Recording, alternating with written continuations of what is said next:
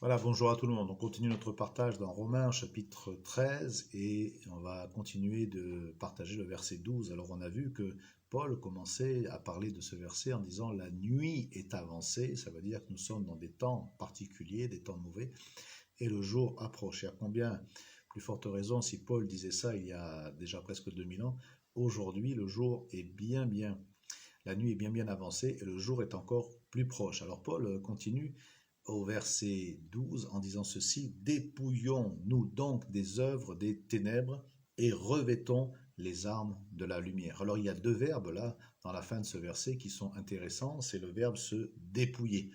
Quand Paul dit dépouillez-vous de ces œuvres des ténèbres, on a l'impression qu'il y a comme un vêtement qui nous colle à la peau et qui a du mal à s'enlever et que c'est à nous de faire l'effort de prendre ce vêtement et de s'en débarrasser. Et effectivement, nous savons que le cœur de l'homme, nous dit la Bible, est tortueux, le cœur de l'homme est même parfois méchant, et il a plus de facilité à faire ce qui est mal, à produire des œuvres de ténèbres, c'est-à-dire à faire des choses qui ne servent à rien. Les œuvres de ténèbres, ce sont des œuvres mortes, tout ce qui est caché, tout ce qui est mensonge, tout ce qui n'est pas productif, tout ce qui est destructeur, voilà, tous ces comportements qui sont en fait basés sur des envies personnelles, sur des désirs personnels, sur des pulsions, sur des perversions même, sur des addictions, eh bien tout ça nous colle à la peau.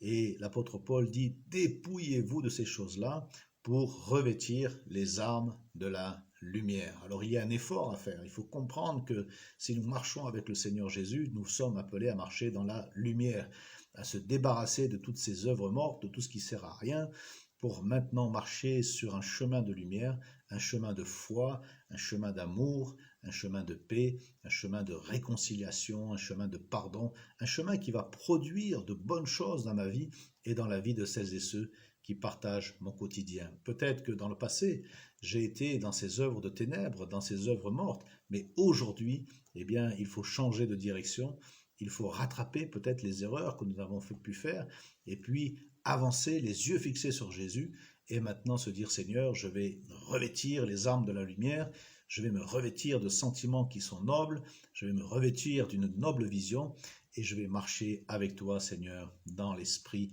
avec toi, avec le Saint-Esprit, avec toi, avec la parole de Dieu, et je vais produire, Seigneur, des œuvres de lumière. La Bible dit que celui qui aime la vérité vient à la lumière. À un moment donné dans sa vie, il faut dire stop, j'en ai assez de tourner en rond, j'en ai assez de produire des œuvres de ténèbres, j'en ai assez de produire des œuvres mortes. Aujourd'hui, le Seigneur nous appelle à revêtir les armes de la lumière. Alors, il faut se dépouiller, il y a un effort à faire, il y a une violence spirituelle à manifester, une violence morale en disant stop, c'est fini, maintenant je change de direction, que cela puisse se passer et ainsi vous allez changer de chemin et aller marcher sur le chemin du Seigneur. C'est le meilleur des chemins pour notre quotidien et pour notre âme. Que le Seigneur vous bénisse, qu'il vous encourage, qu'il vous donne la force et la détermination pour avancer, se dépouiller des œuvres mortes et revêtir les œuvres de la lumière. Nous allons prier maintenant quelques instants. Merci Seigneur pour cette parole, que tu nous aides à vraiment nous dépouiller, Seigneur, de cette